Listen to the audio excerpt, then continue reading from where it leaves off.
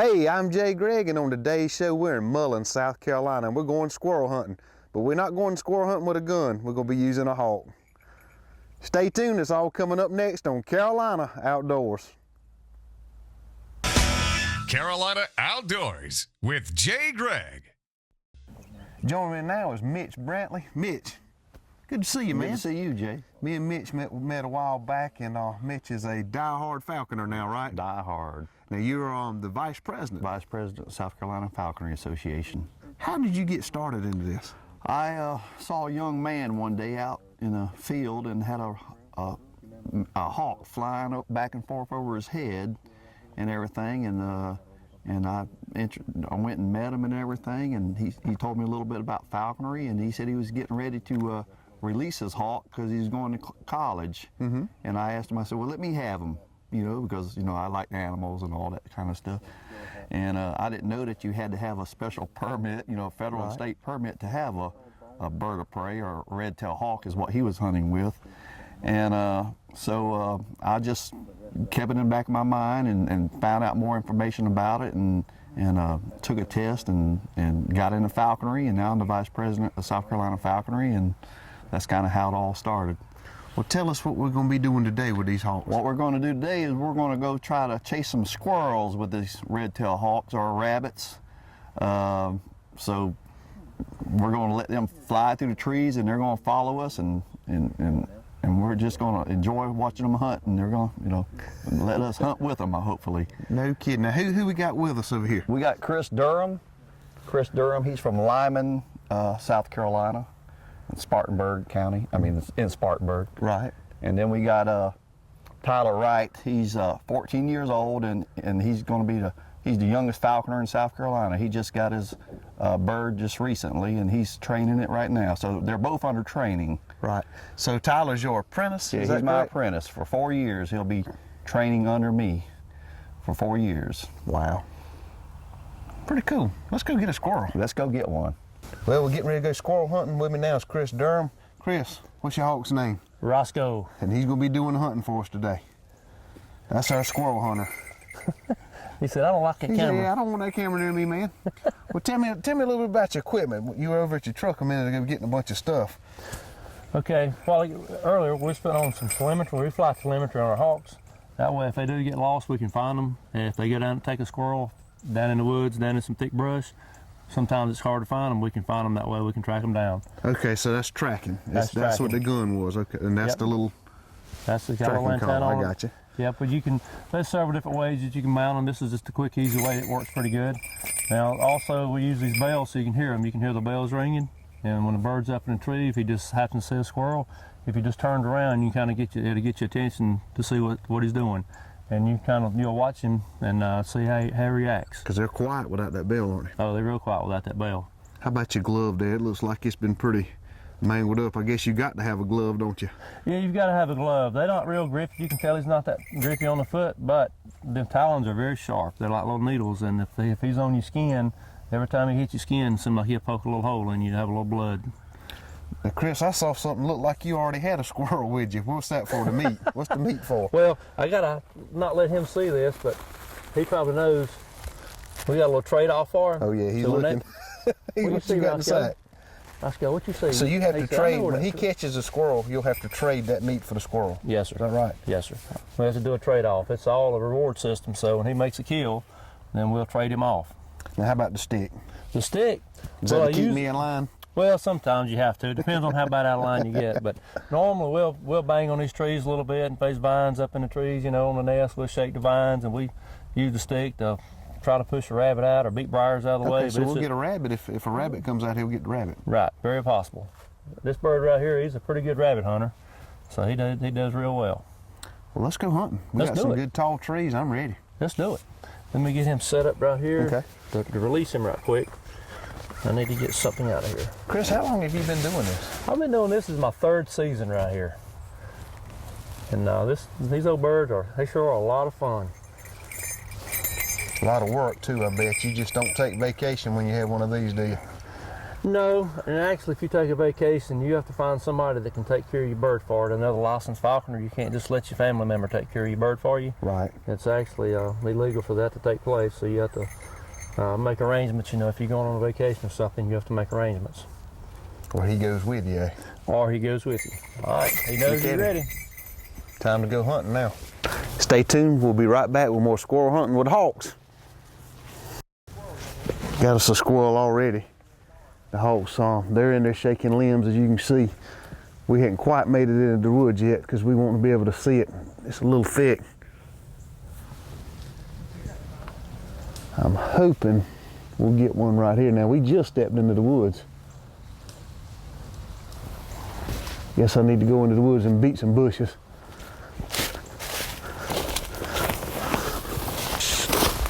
Yeah, buddy.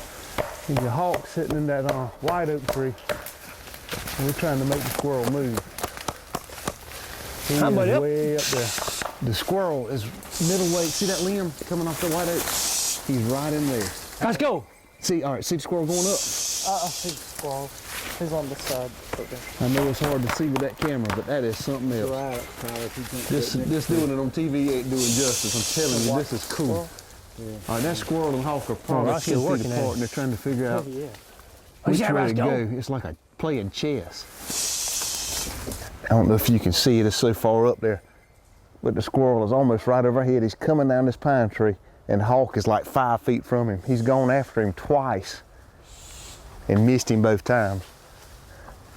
Kind of goes to show you there's hawks in this wood, because that squirrel knows what to do. He knows to stay away from that hawk.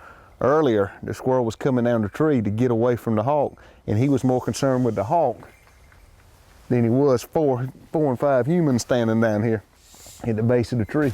Chris, he's got him up there now? Yeah, he's got him right there. He's got him up there now. Now see, he's holding him. What he's doing, he's putting a squeeze on him right now. He's see that squirrel move? Yep. He's kind of tangled up in them vines a little bit. What he'll do is he'll kill that squirrel or get him to a point where he's satisfied with him. Right. And then he's gonna come out, and most likely where he's out now, he's gonna fly off a little ways. Maybe in that cleared spot over there, you think? I doubt it. I doubt he's going somewhere thick. He's gonna go somewhere where it's thick. And they don't hunt just to hunt. They hunting for food, aren't they? They're hunting for food, so you know they have to hunt for a living. You know, we hunt for sport, but they hunt for a living. And once he's full, he won't hunt anymore with it. He won't hunt anymore until he empties that out. He gets him a good full crop. Usually on that bird there is about 10 ounces of food, and that'll hold him over for about 2.5, 3 days. And what does he weigh, that bird? Today he's flying at 35 ounces. So you weigh him every day? Weigh him every day to keep up with his weight. Well, how long will he keep him up there? He's been up there a while now. Well, until he's satisfied. You know, that squirrel's still dangling around a good bit. Once he gets him killed, because he's tangled up in the vines a little bit too, so once he gets him to a point where he can feel like he can jerk him out of them vines, you know, he'll go to jerking and he'll get him out.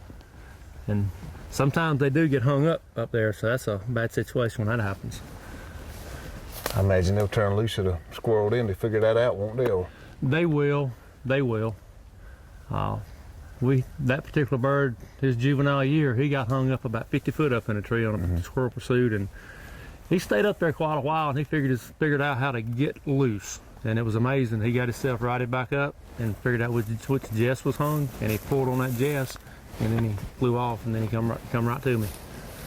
But you know, I imagine that squirrel's got a pretty mean bite. Oh, has anyone seen their teeth? They've got a serious bite. There's a lot of things can happen to them out here. You know, they hit really hard. Oh, he hit, what, 3 or 4 times, that squirrel? Yeah. They'll bail out of these trees. That squirrel, as high as that pine is, we've seen them bail out that high, hit the ground, and the hawk just hit the ground a ton. I mean, just wide open, hit the ground. It's like, wow, how did they not kill themselves when they hit the ground? Yeah. Chris, that squirrel's quit moving now. What's the game plan now? Right now, the game plan is he's looking around. You can see his head's kind of looking. He's searching for a little hiding spot. So when he comes down, he will definitely go to the ground and hide. We just got to wait on him to get down. We got to wait on him to get down. We may have to go find him. In rare occurrences, they'll stay up in a tree and eat one. When that happens, then you have trouble. Okay. He might be caught up a little bit, eh? Yeah, they get in some predicaments. Yeah, I've seen them, like they had to drop them and then fly down there where they landed. I had him last year catch a squirrel on top of a big spruce pine. I guess it's spruce, but up in the mountains. It was on top of a tree, a pine that tall. And he done that He's helicopter gonna drop deal. him. He's caught up pretty good. He's probably got some talons, got his feet around a vine. So he's making good video. Yeah. Oh yeah. Here he goes. Here he comes. Come on down, big boy. Oh wow. Got him right here. Chris, why is he hiding up under the log? It looks like he's under the log. He's hiding. That's what he was doing. He was finding him a place to go hide. He's gonna hide that squirrel, and right now you can see he's not moving. He's just like being real still, like, you know, we're here. He knows that I'm actually coming to take this food. Right. And so what he's doing, he's just being real still. So he don't want you to have his squirrel. He don't want us to have that squirrel. In the wild, that's what he would do. He would sit here and kill this squirrel, and he'd sit here and eat this in peace. And if you notice how his wings color this foliage right here, that way he's hiding from other predators out here too, because he could be vulnerable while he's eating. Another red tail could come down and get him and a squirrel. So now it's time to kind of get him traded off. See what he's done now. He's got that squirrel where he's satisfied he's dead, so he's gonna start eating the squirrel now. So what he's doing there, he's mantling. So time for me to Trade off. do some trading off here. So oh yeah, I guess you got to look for some wounds now on the bird. It's always a good idea. I don't see no blood on him. He's got pretty good this year about not getting bit. But we get him traded off here. All right, Rocky, hold on. Oh, he's looking now. He knows what's in your pocket, don't Yeah, he knows what's in here. he? Amazing. There's a couple of oh, you gonna look. Uh-oh. Oh, he's talking to you. Look at that. He may come Holy right over here. smokes. Let's go. Come on, buddy. Come on. Wow. And he's just going to eat him some squirrel, and you hit that one pretty quick. You do it very fast because he actually seen it when it went around, but if his food hadn't been here, he would have followed you right here. Into your pocket. Right here to the pocket. And it would have been game on again. Now, will he hunt again? Yes, he'll hunt again. Because he's not full. He's not full, he'll hunt again. Some birds, after one kill, they just won't hunt again. This bird here, historically, he will keep flying. You know, it could be, he may hunt that well again, then again, he may start wanting to fly off a little bit. We just have to, you know, see what he does. Well, that was pretty amazing. What do you think, Roscoe? And you know what else? That happens in the wild every day. It happens every day. We just don't get to see it. We don't get to see it. We're very fortunate to be able to do this in this great world we live in. That's a true blessing. Yep. What do you think, Roscoe? Huh? What do you think, buddy? Let's go fill that belly up. Yeah, so right here they have a crop right here, and that crop, he can actually put pretty much about half that squirrel, 2/3 of that squirrel in it right here, and he can hold 10 ounces of food right there. Wow. And once that gets full, game's over then. It's time to go sit in the easy Yep. chair and rest. Yep. Well, we can go do it again. Let's do it. I'm ready. How about you, Roscoe? Joining him now is Tyler Wright. Tyler, Yes, sir. glad you could join us today, man. Glad to be here. Now, you live in Florence, don't you? Yes, sir. I went to school with your mama. Yeah. Sure did. Interesting. Small world. It sure is. Well, tell me this, where do you go to school? South Lawrence High School. And now you're a falconer now? Or Yes, you're sir. in training, or how's it go? In the process of it, but technically once I catch my first game with my own bird, then I'll be called a falconer. Well, how in the world did you get into this?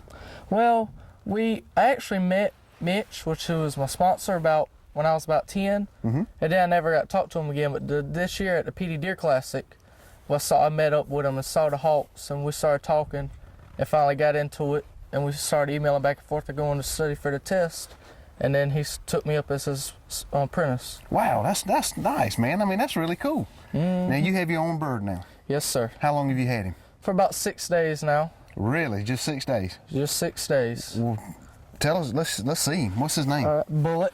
How old would you say he was? Probably maybe a few months, because this summer, once he gets his red tail feathers and stuff, he'll be 1 year old. Okay, so he's still a baby. Yeah. But he's pretty much full grown size-wise. Right. But his tail will get longer?